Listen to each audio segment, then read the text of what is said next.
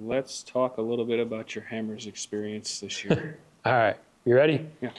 This is the 2026 Griffin Radiators, King of the Hammers. We have some of the best drivers in the world out here, but I really do think this is going to be the hardest race we have ever had. Paul Wolf already making big moves at the front of this race. We have confirmation that Paul Wolf has crashed. He's Iron Manning, the toughest King of the Hammers of all time. What a drive this man is doing. Paul Wolf can drive pretty much anything he wants to. Paul Wolf running away with this race. Unbelievable driving here from Paul Wolf. I think he's probably pulled more winch cable in this race than he ever has done in his racing career. We've seen him winning UTVs. We've seen him win all around the country in various Ultra 4 events. And he's been behind the wheel of this car for 10 hours. Oh, look at this. This is our race leader, and Paul Wolf is out of the car. Paul Wolf just said no one's finishing this race. All right, hammers this year. So, man, full of a lot of ups and downs, a lot of headaches, a lot of wins, and some failures in there too, to be honest. We built some new UTVs for hammers kind of last minute. Can-Am released the new UTV that they wanted us racing, and we got them in December, which is not very much time to build an entire car, let alone two of them. So we got that done, got over that hurdle, went out there. We didn't have shocks for the vehicles yet in the UTV side, and then we turned around on the Hammers 4400 truck and put a motor in last minute. We had a brand new motor being built, and the guy's CNC machine malfunctioned and actually tore up some brand new parts. And we had to resort back to an older motor that we were trying to retire. And we had to freshen it up and put it in the truck last minute. We done that, got out there, was super concerned with the engine in the truck. Just because of how last minute the build was on it. Went through some hurdles with it, got it cleaned up and running good, and lost the transmission. So the one component I wasn't worried about. Lost the transmission, ended up changing the transmission, went out, put it on the pole qualifying.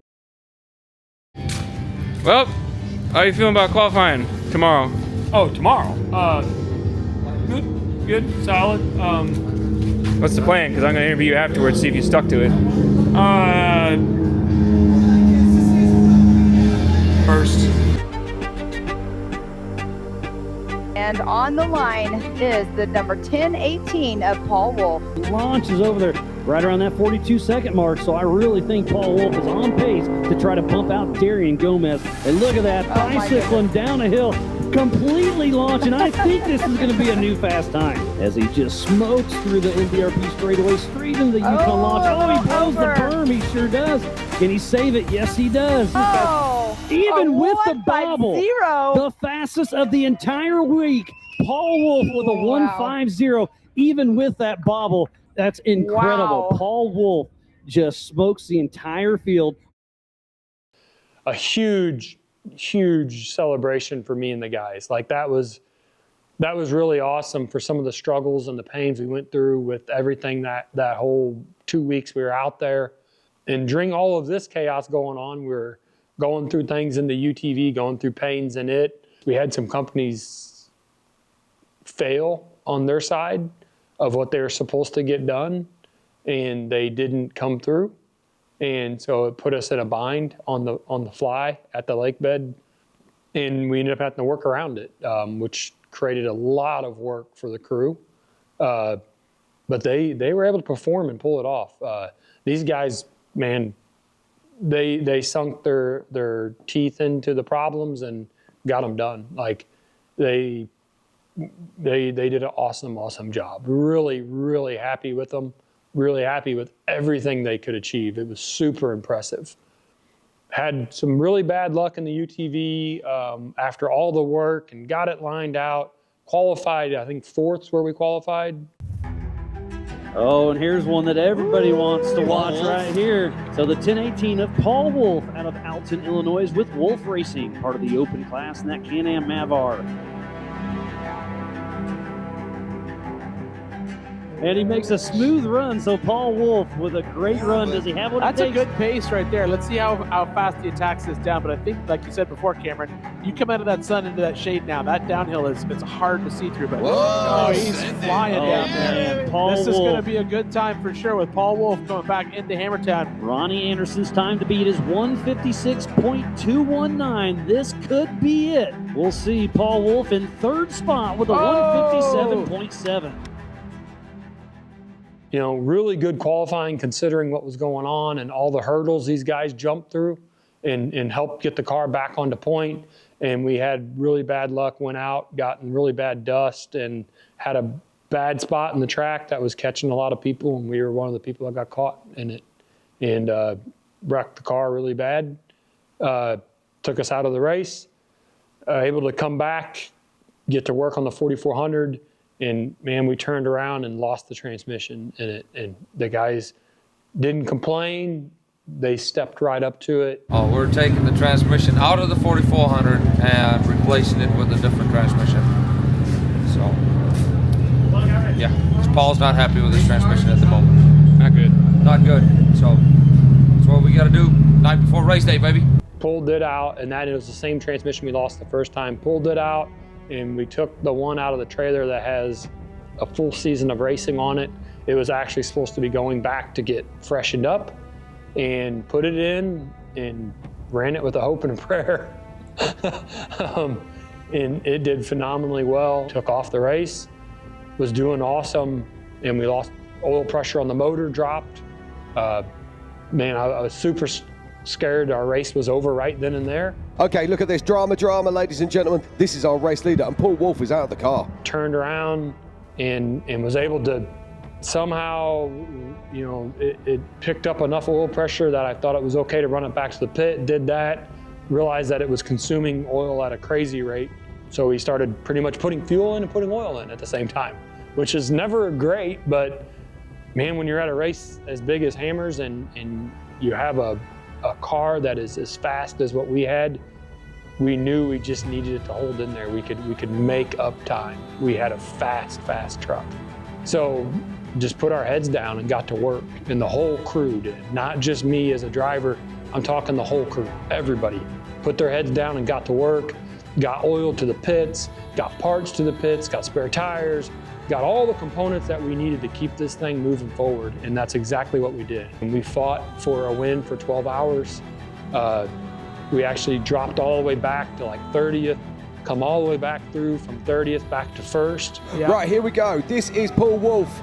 Yeah, Paul Wolf right here making the physical pass. Now Paul Wolf physical first on course. Was leading and going last lap, last brutal rock trail, ended up losing a steering cylinder and took us out of the race. Smoke show. Ah, it's good. I think I broke my foot. Standing here with cameras everywhere because I'm physically in the lead. You can't fix it? I'm trying. I don't know how. I don't have the parts at the car. Do you want me to Google something? No. I don't fucking know. Just come get me, I guess. Come get the bug. I don't even know how we're gonna get the buggy. All right, I'm trying to MacGyver something here. Well, that's your thing. That's what you Yeah. got, so- Well, even if I do, I still don't have fluid. I mean, I can seal for Marcos's car, but how do I do this? That's a good idea. Whoever just sent me that, thank you. You were really thinking. I don't even know who that was, but thank you. We're gonna try that idea.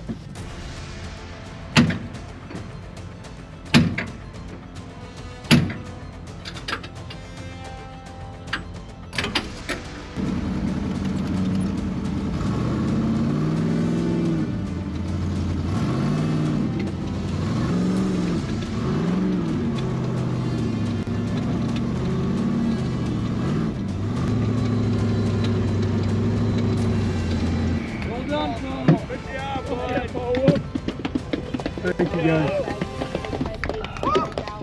You know, and it was a brutal course, like only 2 trucks finished out of, I think, 100 entries. and we were third. So we were the first ones that didn't finish, I guess. As bad as that is to say, I don't know if it's good or bad, but man, what a hard fought race. Any closing thoughts on that? What's your goals? Generate more money and come back with better parts and more prepared. I feel like we had a crew and guys that clearly take their jobs very seriously and are very professional at what they do. As an owner and a driver, I need to pick up my end. I need to pick up the financial side and have a new spare transmission, a new spare motor. So that way, if we have problems, we're not, scrounging around, pouring oil into it and burning up tons of time in the pit. I need to be better prepared when we go there next year. Just to be honest, it's a financial thing. We need to find some finances and some backing and make it happen and, dominate. We'll be back next year to win, for sure.